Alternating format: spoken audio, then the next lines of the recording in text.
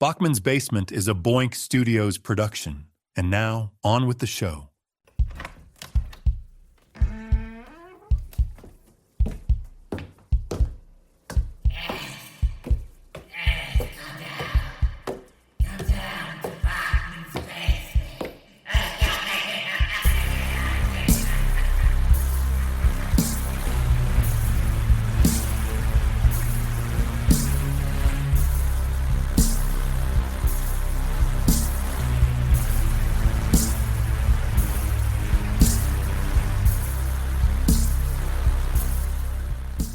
Welcome back to Bachman's Basement. I'm your host, Chris Clawson, and as always, I'm joined by my co-host, Chris Patton. On this episode, we're taking a chilling ride through the deserted grounds of Joyland, Stephen King's haunted amusement park. The rides may sit quiet, but the screams of the past are still ringing through the air. Join us as we uncover the park's darkest secrets and discover who killed Linda Gray. Before we get started, how's your week been, Chris? It's been pretty good, man. It was busy this weekend. I helped a friend of mine move, and we almost had a refrigerator fall on us, which is a different story for a different day. But my shoulder's a little banged up, a little sore. Outside of that, like things I've been watching. I've watched I'm on season 3 of Law and Order, so continuing down this long journey of the original Law and Order. A lot there to unpack and go through, and been playing Red Dead Redemption 2, which is still an absolutely phenomenal game. I know there's a remaster or an updated version coming out. I saw that and I was like, damn, I missed that game. So I started replaying it, and it's great if you make it through the tutorial. A lot of people I know that I recommended it to, they didn't make it through the tutorial, but once you get through the tutorial, that thing really opens up. It's still one of my favorite games, if not my favorite game. It's brilliant. Everything about it, the way it looks, the way it plays. I was going to try to play back through as a baddie this time, and so far that has not been the case. It seems like there is no slow buildup of becoming bad. It's not like, still a pack of chewing gum, and then it's all or nothing. It's all or nothing. You're a straight serial killer or be a good guy. So that kind of went out the window, man. It's that holds true to some older games like Knights of the Old Republic was one that I always ran into. So I think I'm just going to go the route of watching the bad guy ending on YouTube and call it a day, I guess. But what have you been up to, man? What you been playing? What you been watching? What you been doing? Yeah. Well, I finished up to, the most current episode on the TV show Has Been Hotel. It's on Prime Video. Really, really good show. Animated. And then another Prime Video show, Critical Role's The Legend of Vox Machina. I'm in season 3, about halfway through that, and fantastic show as well. I've been watching a lot of animated stuff lately, I guess. Did just go see The Running Man in theater, and I know we're going to catch up to that here soon, so I won't say too much about that, but that I did enjoy it. So yeah, that's going to be a big one on the show coming up. I think that's going to be I believe that's our next episode, right? So yeah, I think so. We'll unpack all of that. But yeah, as far as anime goes, the only thing I've watched recently is Sakamoto Days, which is a Netflix original based on the manga. It's really fun. It's about a hitman who is kind of overweight, and he runs this grocery store, and he's been out of the game for a while, and they're sending people to come take him out because he knows too much, apparently. And it's about these other failed attempts at his life and how they end up kind of working at the grocery store with him. It's pretty funny. It's a pretty funny tell. It's one worth a watch for sure. Nice. Yeah, I guess the one other thing that has comprised my week is our weekly family Dagger Heart session, which went incredibly well, and also unexpectedly we had a crazy violent encounter in the storyline that just due to my buffoonery as in my character, it just made for like a crazy violent encounter that didn't need to happen, but it was really exciting, and I think everyone had a really good time with it. You gotta love the term. You gotta love the term buffoonery. And so you ran in all Leroy Jenkins, and things did not Did not turn out that well for you, huh? That they didn't, but thankfully I escaped with my life, and we did defeat the baddies. Or I guess they turned out to be baddies, but they didn't necessarily. We didn't need to fight with them. We could have. Well, my daughter Cindy was doing a good job of being a diplomat, and then I just kind of thought I could step in and be all clever, and it did not work out. So. Sounds like a blast. I'm looking forward to checking that game out. It's just finding someone to play with, getting a group together. That's always the hardest thing about stuff like that. Right? You got a built-in group, so that helps. It does. We're definitely planning to do other versions of the Daggerheart thing down the line with other groups, but man, it's been really fun. So I would recommend that. It's a different version of D&D. It's not D&D, but it's D&D-esque, as we might have talked about previously. It's the light beer of D&D. Yeah, a little more, maybe a little more approachable for newcomers to the world of D&D. But yeah, I guess getting on to our episode here and talking about the book Joyland. Do a little overview here. Our story is set in the summer of 1973 at the small old-fashioned amusement park on the coast of North Carolina. We pick up with college student Devin Jones, who is going to be taking a summer job working as a carnival worker. Initially, he's just trying to save some money and attempt to mend his broken heart after a major breakup with his first and only girlfriend, Wendy Keegan. He meets all sorts of colorful characters on his summer job here at the park. And while learning about carnival culture and all the talk, as it's referred to, also a little side note that Stephen King mentions on the final page of the book, explains that part of the lingo is real, and then part of it is just him making stuff up for the sake of writing fiction. So just a cool little side note that he put in there at the end. But throughout the summer, Devin becomes obsessed with the local legend about a young woman, Linda Gray, who was murdered 4 years earlier in the park's horror house ride. The story goes that Linda's throat was slit at the darkest corner of the ride by an unknown man who had been seen in photos, but he has facial hair and a baseball cap and sunglasses on, so nobody can really figure out who he is. Her body's dumped in a dark corner of the ride where it's not discovered for the better part of a day. Meanwhile, the killer walks away without suspicion. Supposedly, her ghost still haunts the ride. Devin goes on, makes lifelong friendships over the summer, saves a few lives throughout his time at Joyland during the peak season. And as the summer comes to a close, you as the reader are looking at how many pages are left in the book and thinking, wow, I wonder where Stephen King's taking this, because there's still half a book left. And so Devin, and I guess, decides to stay on during the off season instead of going back to college, as he is determined to solve this cold case murder. The novel blends mystery, nostalgia, a bit of the supernatural, as well as a bittersweet coming-of-age tale about confronting dark truths and growing up. What did you think about it, Chris? It's an interesting one, right? Because I think it does hit on all of the themes that you just spoke on. Devin's story is a transition from just being completely heartbroken to having this purpose of, I've got to figure this out, I've got to solve this, and then transitioning into adulthood.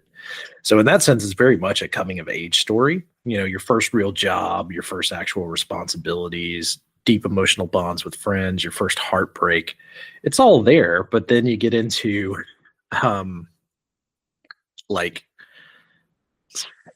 some of the weird other things that come along with any kind of Stephen King book, right? Like psychics and yeah, like they did the other aspects of this, ghosts haunting, the paranormal. Sure. It's fun, man. I like a good who did it And this one's unique as far as those go. There's definitely shades to some of the 40s and 50s detective novels, and radio broadcast specifically is the first thing I thought of as someone who loves, and we've talked about even maybe doing one on this show, even though it's not really Stephen King, but some of those 1940s broadcasts, like radio broadcasts and stuff from back in the day. Just because I find them so intriguing. And this has those elements. You also get a lot of the way it's written, you get a lot of escapism versus like reality of the situation, because you get this bright, colorful amusement park setting, right? And then underneath this dark truth about what happened to Linda Gray, right?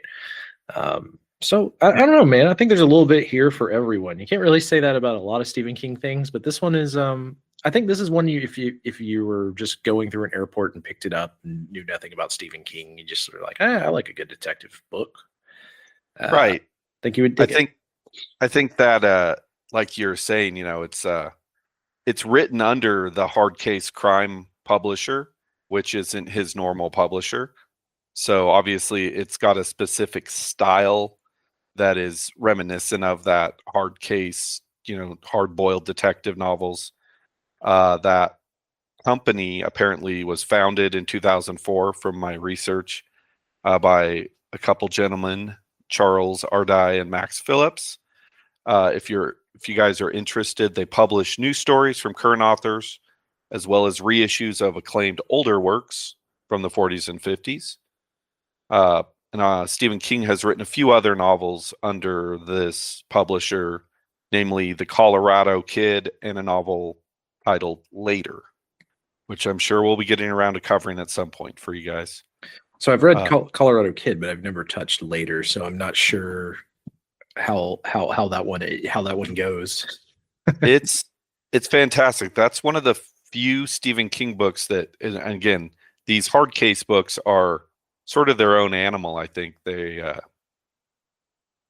shorter, like Joyland. It's like 300 pages, so they're quick reads. You can read them in a day or two. And Later is one of the few books where I read it and I just liked it so much, I immediately just turned back to the first page and I read it again. So I'm excited. It's been however long. I mean, I read Later like the week it came out to stores. So maybe like 5 or 6 years. But yeah, excited to get around to that one eventually. But I would say that this novel is a standout. While it's not King's best work, it's just his gift for combining, all of these elements we've been talking about, that coming of age story, the supernatural elements, all these things that just make the story a joy to read. You just kind of get lost in like escapism, like you're saying. But thinking about like what I really liked about the story, I guess the uncertainty of one's future, especially when you're young, just a relatable concept. And I feel like Joyland perfectly distills that feeling. As you're reading it, you can really relate to the character of Devin Jones. Yeah, I'd agree with you there. One of the things that I liked most about it is just the setting and the atmosphere. I'm a sucker for these old theme parks, like Joyland the Park kind of gives you Coney Island vibes, for sure. It's built as kind of a nostalgic version of the old seaside amusement parks, and that's definitely what they're going for. No huge roller coasters, just like classic rides, fun houses, flat rides, horror houses, midway games, that kind of stuff. And the Carney talk is it's always funny when I hear Carney talk or the talk as he calls it, because I think of wrestling, right? Because all of that stuff translated to wrestling, because the back in the day, wrestlers were also carnival attractions. That's how wrestling got its start. So he's doing the talk. I'm like, oh, okay. This is a work or is it a shoot, brother? All joking aside. But yeah, I mean, the biggest thing here is kind of Devin Jones's, much like I said kind of in the opening there, is his I don't know, his travels through adulthood, definitely coming of age. I love stuff like that. So I mean, if you're trying to compare it to something else he's done, it almost has like the Stand By Me feel, right? Absolutely, as yeah. far I as was that thinking goes. that. It's got that nostalgic sort of like young people, coming of age thing going. Although it's not really too much like that story, it has that feel for sure. Yeah, just more of an overall feel, not like if you well, I mean, I think if you like that, you'll also like this, but they have nothing to do with one another. But yeah, I don't know, man. Devin Jones is a fun character. Very Yeah, sensitive, right? And like, it's almost like King is writing it as himself a little bit. He wants to be a writer. He's more introspective than actually brave. Like, it's kind of all of the things that you would think of if King was pinning himself into a book. yeah, absolutely. I think that naivete of the 21-year-old thinks they got their life figured out. They think they know where it's going, and then turns out the life has other plans for them. So. Yeah, turns out it's just like Robin Williams in Good Will Hunting. You're just a kid. You don't know shit about shit. Right? So correct me if I'm wrong here, but I think this is maybe Stephen King's only whodunit story as well in his long and illustrious career. I don't think he's ever written another story that's like that traditional whodunit, although that's just an element of this story. Yeah, not that I can think of, right? Like, there's definitely elements of different books where it's like you don't know who the baddie is. But this being more of a classic, here's the setup of what the crime was. Here's some characters. Can you figure out which one is the one that committed the crime? Yeah. I don't necessarily know that he has a ton of those. I'm not going to say none, just because I haven't read his entire catalog, because that's what part of what the show is about, is me reading some things that I haven't read. But yeah, I mean, like, out of the things that I have read, there's some elements where sometimes you're like, well, what's going on here? But never like so directly, like part of the book is about Devin trying to solve the crime, right? I don't know that there's any of that. Yeah, I don't think, just from my experience, and it's just me thinking off the top of my head, really, as I was kind of putting this episode together, I was trying to think of all of his other novels and just kind of checking through them quickly in my head. And I don't think he's got another one that kind of fills this particular, void of story arc. But, sort of in the same vein as like the Scream films being a good example of a whodunit in cinema, I feel like this story is excellent at sort of building up the characters that are surrounding our main character, and sort of doing some bait and switches here and there, and you're thinking you know who it is and you don't, which I really enjoy. It also points to like the greatness of Stephen King, right? To be flexible enough to write a who did it, or who done it, however you want to say it, but also tie it back into where it'll have some stuff for his fans that may be coming from a different genre. Yeah, I think that it's cool that he's done some more detective novels with his regular publisher in the last 10 years, famously the Mr. Mercedes trilogy, and all these Hawley spin-off novels that he's done in recent years are very much these detective stories, although they're not whodunits. You know who the killer is in these stories. Right. So, but another sort of like little side note or something that you could easily notice if, as you're reading this, that it kind of, in a way, feels a little bit like, or it's easy to compare it to like a Scooby-Doo story, young folks solving a mystery at an amusement park, no less. But I feel like the gravity of the characters and the things that are happening along the way just give this story a little more weight, instead of just being a classic Saturday morning cartoon. It's something more than that. Yeah, for sure. I mean, it's not he's trying to shut down the amusement park. It ends up being the old man who wants insurance money or whatever. It's like, no, like an actual murder happened here. Right. Via a serial killer. Certainly a serial killer involved. And as I had said earlier in the intro, we were going to discover who killed Linda Gray. But as I got to thinking about it, I feel like that could ruin the fun of this story for anyone out there who hasn't read this, as it is a mystery after all. And what reason would you have to go read it if you know the who and the whodunit? So I'm going to leave that out myself, just because I think it would just ruin the fun of the story for you guys if you go out and pick this book up. And it's such a quick read. You should just give it a shot if this story sounds at all interesting to you. Yeah, it's one of those weird ones where there's only so much we can talk about without people starting to formulate what the answer might be. Right. I mean, talking about the characters, for example, thinking about, like, I did an outline and kind of put all the characters in a list and how their connection to Devin and so on and so forth. And then I was thinking, well, I don't want to talk too much about too many of the characters. That could ruin it. So I figured I'd just maybe touch on one or two of my favorite characters, just to kind of add a little more flavor. Is if you haven't read the story, there's character Rosie Gold. She's this New York woman that has been in the carnival life most of her life.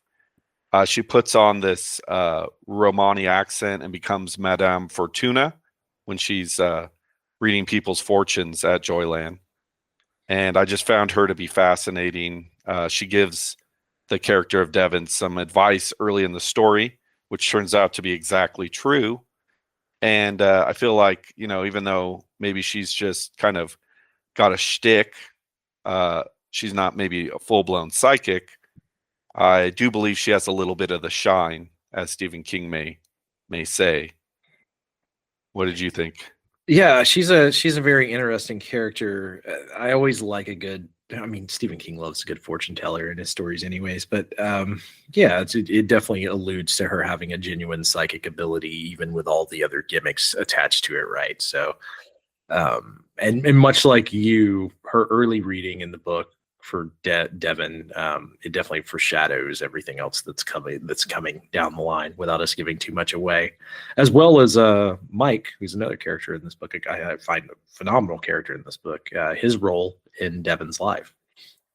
I agree. Yeah, that it's interesting because that character of Mike Ross, you meet him early in the story as Devin's making his way to work. Every day he walks down the beach and then cuts over to the amusement park, and he runs into this young boy, Mike Ross, and his mom, who are just out on the beach enjoying the summer.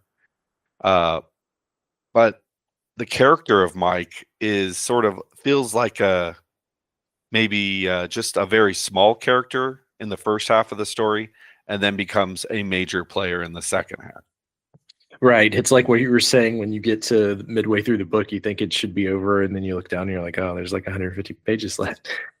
Right. It feels like that this story it's like it's two stories that are woven together, where you have Devin and his friends, his coworkers and fellow roommates, where he lives for the summer.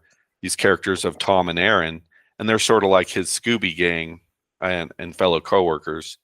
And then as the summer comes to a close, those characters go back to college, and then Devin has a new group, which is Annie and Mike, for the fall. And it's like the story that happens as the main seasons change from summer into fall. It's like almost like a different story. Yeah, and it's kind of hard to talk about. Mike is to me, was one of my favorite characters in the book, but it's hard to talk about without putting a lot of the story on Front Street. But a very interesting character that alludes back to some other Stephen King novels as far as how he develops. Certainly wise beyond his years, for sure. For sure. And I guess just to sort of help you as the listener get a sense of how the story concludes without ruining it, there's a very dramatic nighttime life and death interaction at the shuttered amusement park with a tropical storm rolling in and It's very cinematic, and I thought it's interesting how almost cinematic this story really is. And Stephen King famously, almost all of his books have been turned into a story at this point, but this is not one of them. So I've been waiting and kind of watching the internet and all the rumor mill and everything, and so far it's an unfinished script that has not been greenlit by a studio. So we'll see. Hopefully it does get a film treatment at some point. Yeah, it would almost be more fun to, and I don't know who would go about doing this, but to get a bunch of writers together and do a series of small detective or hard case things like this, and this just be a part of a one episode, or it could be like an anthology series that are like these hard case stories turned into like little mini series, sort of like True Detective, but like on maybe a little more family friendly version of that. Right. Yeah, for sure. But yeah, something like that I think would be really cool as opposed to a movie. Even though, like you said, I think the ending of this and the way that it's described to you as a reader is very cinematic, right? Like you can picture everything in your head. And I really enjoyed this read, especially as someone who wasn't the fondest of one of the last books we read's ending. I liked this ending a lot. Right. Yeah, that it does. It's strong from beginning to end, and it's such a quick read that it almost feels like the only thing I don't like about this is like how you just want more. You want more of this world. At least I did. You want more of it, and it also kind of ends bittersweetly, where you know that Joyland is transformed, and it's not always going to be there. That's the end of nostalgia, right? Like to some extent. I mean, this story to a degree is you kind of realize he even says it, where he's recounting this time of his life as a man in his 60s, and he's thinking back to this magic summer, that was good and bad and everything in between. Yep, for sure. Absolutely. Well, I guess thanks again for joining us here at Bachman's Basement. We hope that you enjoyed today's episode. Be sure to join us every Saturday with a new episode. And once again, I'm your host, Chris Clawson. And I'm Chris Patton. And if you're looking to get in contact with either of us, you can find us online at Facebook, where I'm just Christopher Clawson. And on Instagram, I'm Chris_Clawson 1982. On Facebook for me, it's Christopher.R.Patton, and on Instagram, Christopher.R.Patton. On Twitter, etc., it's Chris.R.Patton. And also check out Boink Studios, our parent, the podfather himself, Tom, who's always helping us out behind the scenes. Just recently did a show with him for 6M, where we went over Exile on Main Street, as well as recently we just went over Dirty Deeds, the AC/DC album. So lots of fun stuff to listen to on Boink Studio. Ray's Sports All Day, or Ray Sports and Slam. Sorry, bye Ray All Day. But yeah, lots of cool stuff. So make sure you're checking it out. We almost have a show at this point. We have a show almost every day of the week, something, and then always the Patton Report, which is just where I talk about video games for the most part, and whatever else pop culture comes up to mind. Awesome. Well, I guess that brings us to the end of our trip down the Midway at Joyland. And as this story reminds us, some of the seasons of our lives, however brief, do change us. That they leave behind ghosts, and they also leave behind a kind of lingering magic. As Devin learned in the story, sometimes the best mystery is the act of growing up.